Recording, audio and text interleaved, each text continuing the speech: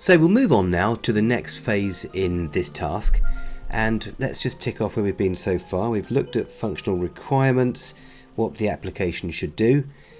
We've looked at the data and information collected and in the new system, and we're going on now to look at the functions. Now the functions, or the processing that the application should perform, takes us back again to something that we talked about a bit earlier. And that is the nature of any computer system, which relies on three events. Information being input, or data being input, that data being processed, something happening to it in the system, and then information or data being output. So that needs to be our focus now for the next few minutes on these processes that are going to happen in the system for Justin.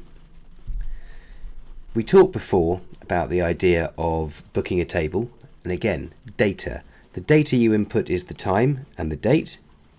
That data gets processed, verifies the time and date that you've put in against the status of the slot, and if that slot's free, then it's booked for you. If that slot isn't free, then a message is output saying that it's booked. Otherwise, you get a message saying that it's free. So when we look at the functions that the app needs to do, it needs to be very clear, and it needs to be at a granular level. When we talk about a granular level, granular is talking about very fine level of detail, granular. So this is what you need to do. Make a list of functions that the task will need, that the app will need to do.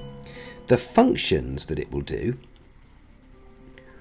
will be more detailed than simply giving a list of what the app should do. The app should enable you to book a slot.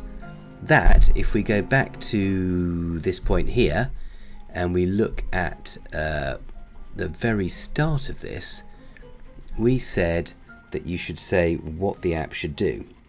So at this stage, you're talking about that you should be able to book an appointment. But when we come down to the part we're looking at now, which is the functions or processing, this is looking again at this, booking an appointment, but we're going to break it down into the detail that a coder would need to actually write the code.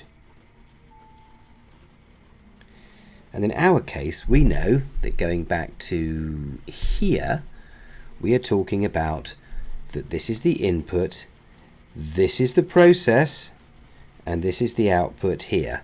And that's what we need to look at. So that's when we talk about functions, that's what we're trying to establish. The functions need to be at a granular level, and your job is to create a list of the functions that your app will perform. And the functions are going to be the activities that will happen within the app, and when data will be moved around, and it'll be input, processed and output. So those are the functions. A function could be adding up three numbers. A function in Excel, it's a shortcut. So a function might be the average function, so it works out the average. So that's what we're looking at, is the processing that's going on here.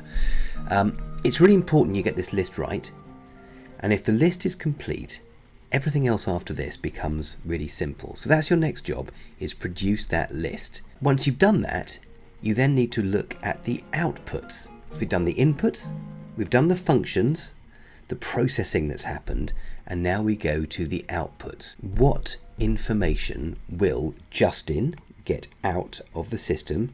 And to give you a clue, it's going to give him at some point a list of lessons and a list of free slots. If you think about your timetable for school, you've got your lessons and you've got your free slots. You need to then think about what the driving students may be getting out of this. They too will be getting this information, but they'll also be finding out something about dashcam footage, finding out something about the theory. So that needs to go in there as well. This list that you create needs to be detailed. It's not going to be a terribly long list, but it's another way of running another lens over this piece of work so you know what is going in and what is coming out of the system.